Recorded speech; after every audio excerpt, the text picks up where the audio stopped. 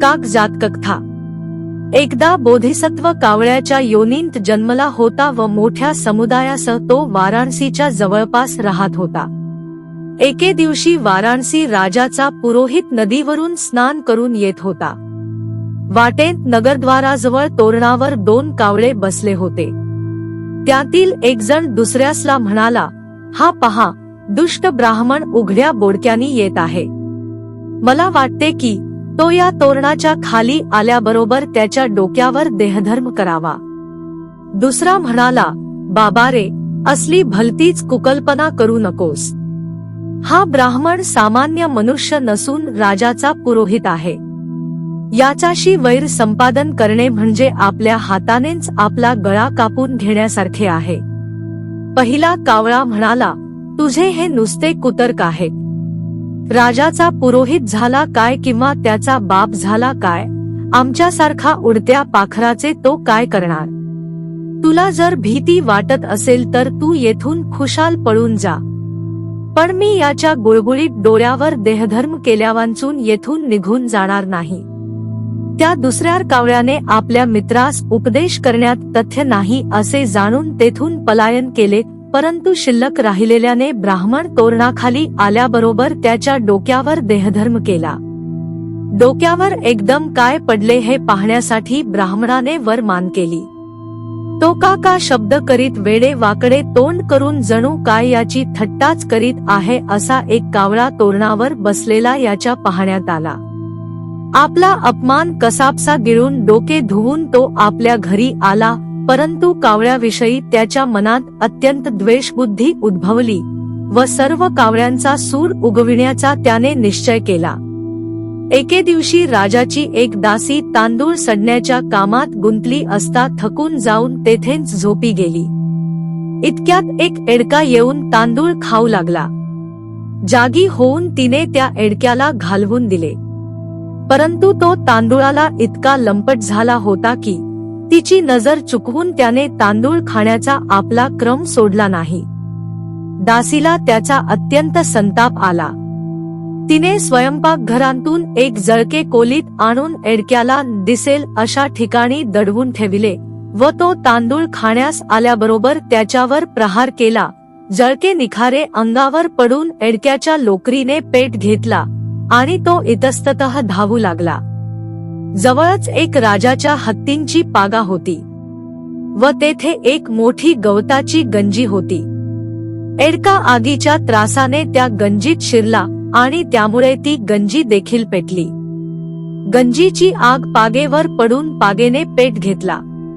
हत्तीच्या माहुतांनी हत्तीची बंधने तोडून त्यांना मोकळे केले, तथापि काही हत्तींना कातडी भाजल्यामुळे जखमा झाल्या। हे वर्तमान राजाला समजल्यावर राजाने जळलेल्या हत्तीस काय उपाय करावा असा आपल्या पुरोहितास प्रश्न विचारला।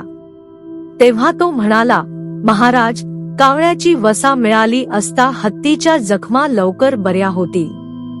राजाने कावळ्यांना मारूनच रबी गोळा करावी असा हुकूम दिला।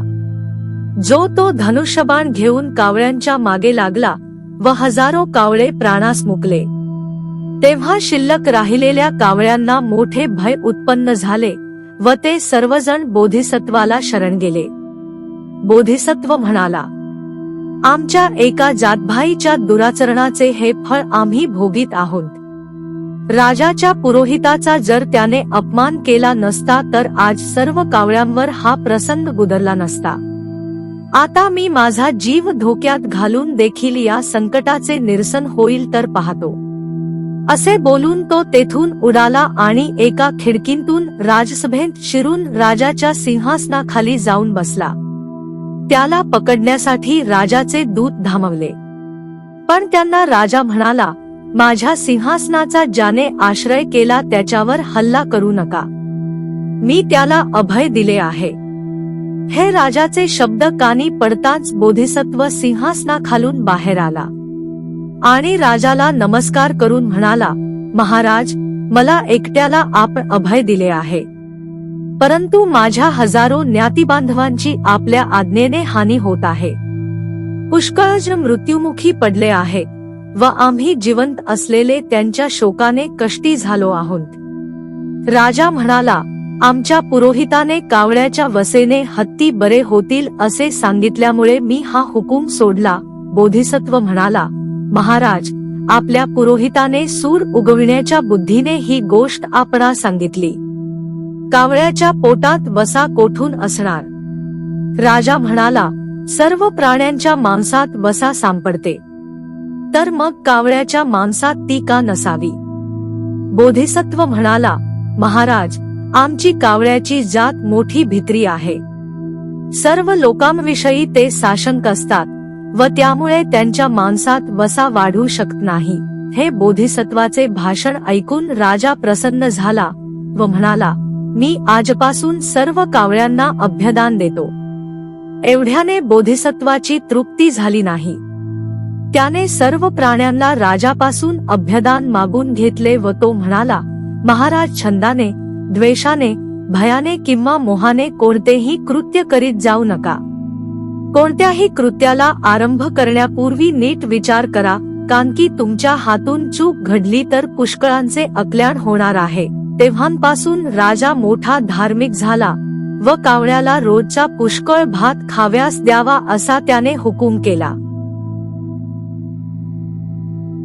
भवतु सब्ब मंगल. साधू साधू साधू.